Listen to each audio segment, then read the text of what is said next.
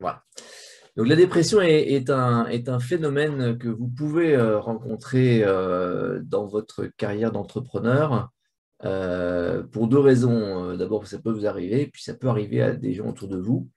En effet, là, on considère qu'il y a à peu près 10% de la population qui a connu un épisode dépressif en 2017. Ça fait du monde. Un épisode dépressif, c'est 15 jours, à partir de 15 jours. Et dans le monde, il y a 300 millions de personnes qui souffrent de manière chronique de dépression. Donc, l'OMS considère que c'est la deuxième maladie la plus incapacitante actuellement. Donc, ça va arriver à un moment ou à un autre, statistiquement, à vos collaborateurs, à quelqu'un de votre famille, voire même à vous. Et c'est terriblement handicapant. Et c'est une maladie qui arrive au pire moment, hein, au moment où on a besoin de toute son énergie. Et puis bah là, bizarrement, elle n'est pas disponible.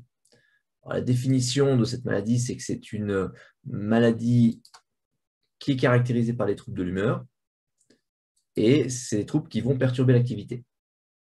Et je vous rappelle que ça fait plus de 3 millions de personnes en France. Les symptômes,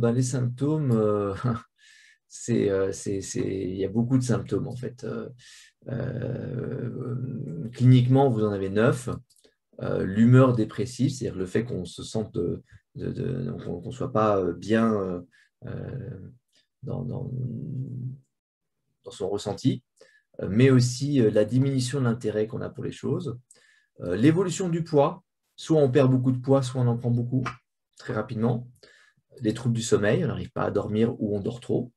Des évolutions, y compris dans le psychomoteur, dans sa capacité à faire des gestes ou à faire des raisonnements. Une fatigue, un sentiment de dévalorisation et des troubles cognitifs et bien entendu les idées noires. Donc ça, c'est les symptômes cliniques. C'est ce que regarde un médecin. Vous, si c'est des collaborateurs, ce que vous allez voir, c'est toute une suite de possibilités de la baisse de productivité, des nombres de jours maladie, des arrêts plus fréquents qu'à l'habitude, des erreurs plus fréquentes qu'à l'habitude, le laisser-aller dans l'apparence personnelle ou dans le poste de travail, des problèmes de mémoire, de décision qu'on n'arrive plus à prendre, de manque d'énergie. Donc, c'est des changements que vous allez devoir noter. Ce n'est pas des troubles, c'est pas des signes cliniques comme un médecin. C'est des indices. Alors, quelles sont les causes de cette maladie? Ça, c'est très complexe. On ne sait pas. On ne sait pas. On n'a que des indices, on n'a que des pistes. Donc, il y a une piste génétique, puisque des gens qui ont des familiers qui souffrent de dépression ont plus de chances d'avoir des dépressions. Mais on n'a pas identifié, on a identifié quelques gènes qui semblent montrer une propension A, mais on n'a rien trouvé de formidable là-dedans. Il y a bien sûr tous les gens qui vous expliquent que ça vient de la petite enfance et des traumatismes que vous avez subis, etc. Mais bon, tout le monde, comme Patrick, n'a pas vu ses jouets cassés par le Père Noël. Donc, les traumatismes ne concernent pas tout le monde. Ce serait une façon de dire, non mais moi, ça ne peut pas m'arriver, j'ai eu une enfance formidable et on ne sait pas. Il y a un sujet très intéressant, c'est le sujet de la sérotonine, dopamine, donc tous ces éléments qui servent à transmettre l'information dans le cerveau. Alors, je voudrais qu'on passe un petit instant sur la dopamine. La dopamine, c'est cette hormone qui vous permet de faire les choses. Ça vous permet de faire les choses parce que vous avez essayé, ça n'a pas marché, mais parfois ça marche. Alors, il y a des tas d'éléments aujourd'hui qui nous proposent, qui nous surstimulent la dopamine. Par exemple, le téléphone mobile. Ça surstimule la dopamine. Vous regardez une application, par exemple Facebook, et puis vous regardez un truc Facebook, ouais, bof. Puis un deuxième, ouais, bof. Et puis tout d'un coup, au cinquième ou sixième, ah, super drôle. Et bien ça, c'est un déclencheur de dopamine, puisque vous allez regarder les suivants qui vont peut-être être bof, mais avec toujours cette espèce de motivation de, à un moment, je vais peut-être retrouver quelque chose de formidable.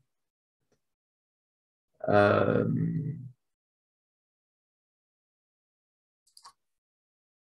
le jeu, c'est une mécanique qui va stimuler votre dopamine.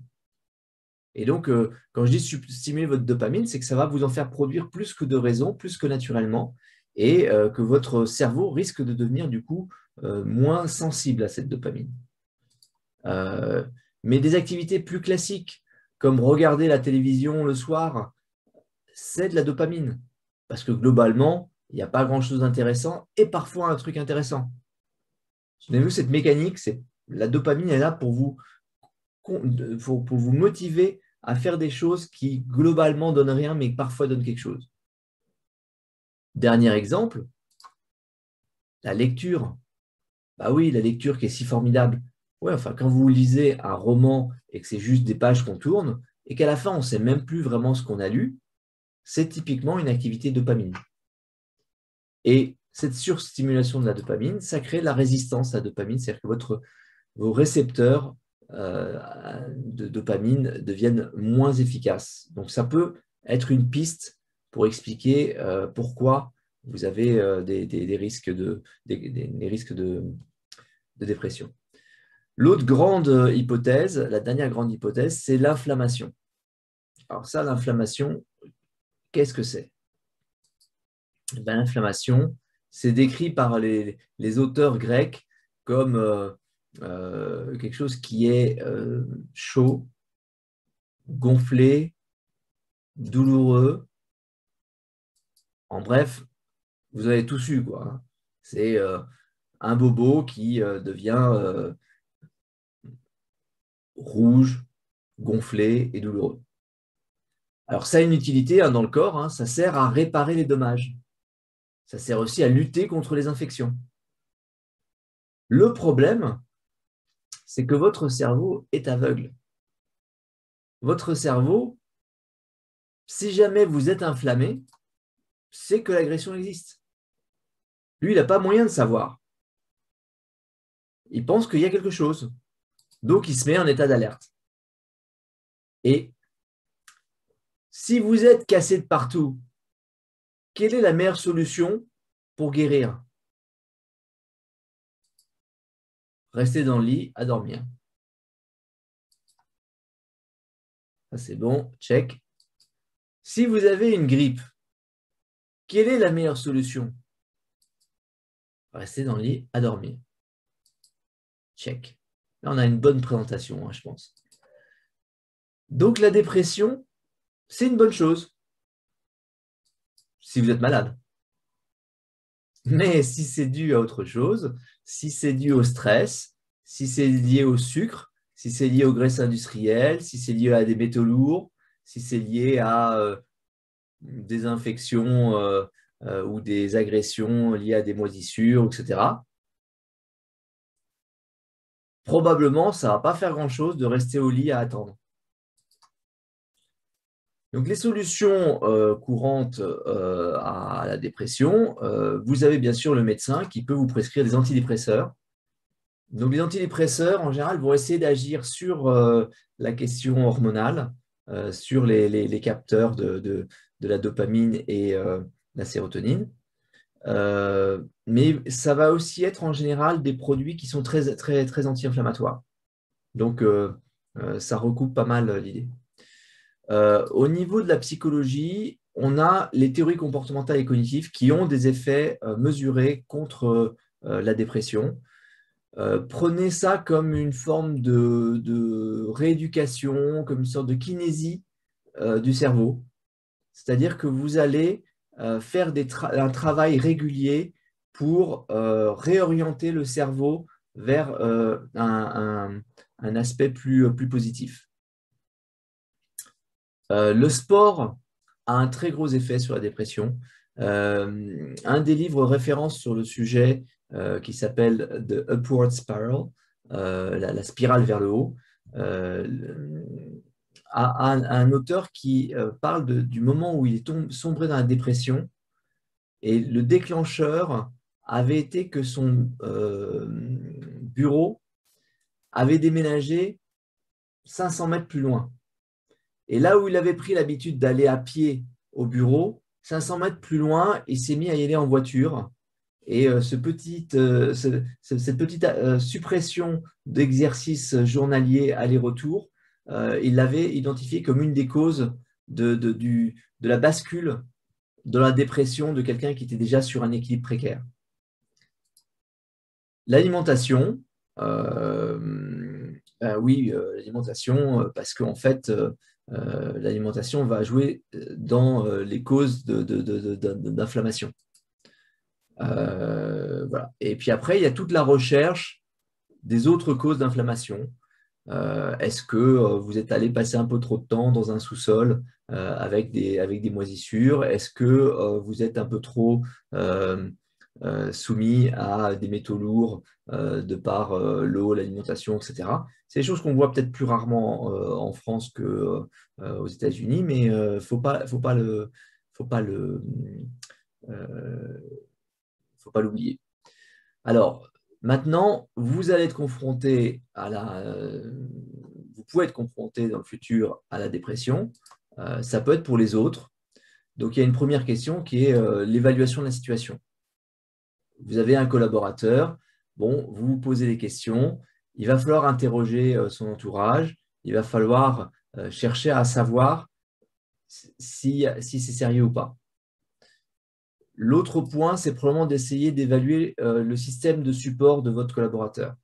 Qui va pouvoir l'aider? Est-ce qu'il a de la famille autour? Est-ce qu'il a des amis? Est-ce que les collaborateurs qui travaillent avec lui sont capables de l'aider?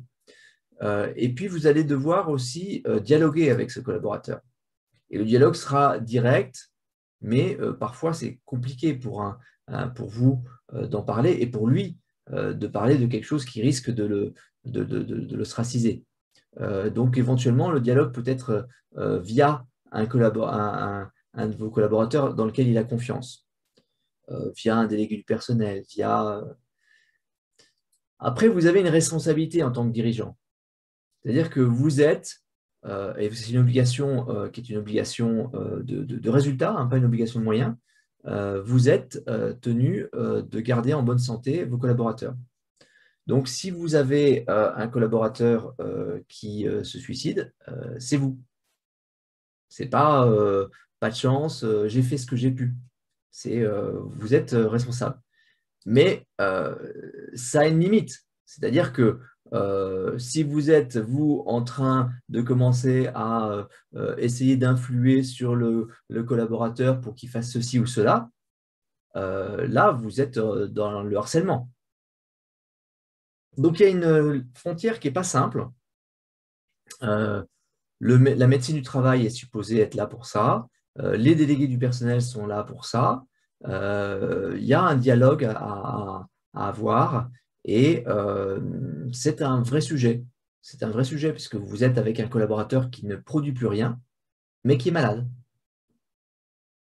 Donc, la bonne attitude est quelque chose de pas simple.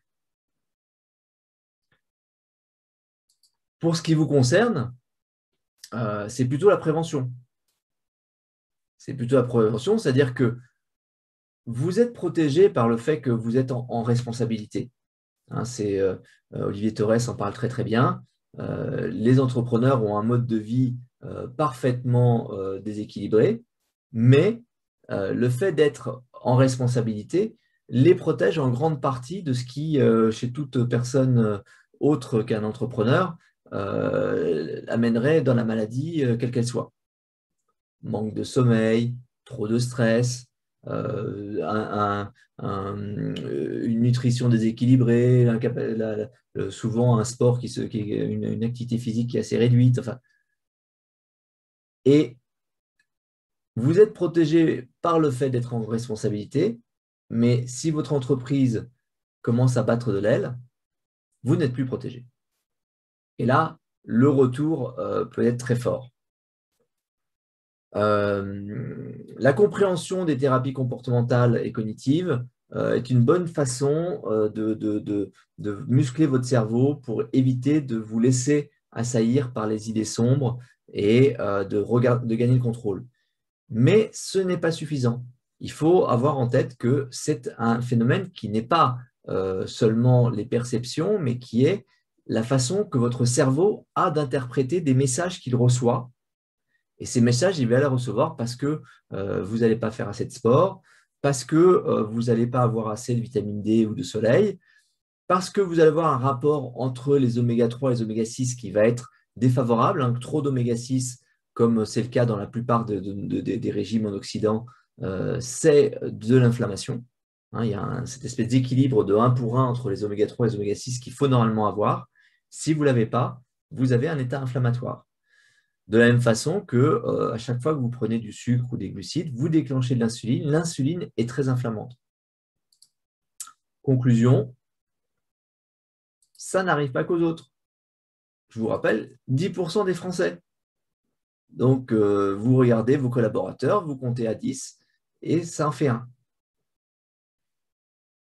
Évidemment, vous n'allez pas vous substituer au médecin, mais de la même façon que c'est utile de passer ces gestes de premier secours, de savoir comment on fait pour faire les premiers pas, eh ben, vous avez un vrai intérêt à vous interroger sur cette question et à essayer de comprendre comment vous pourriez réagir le cas échéant.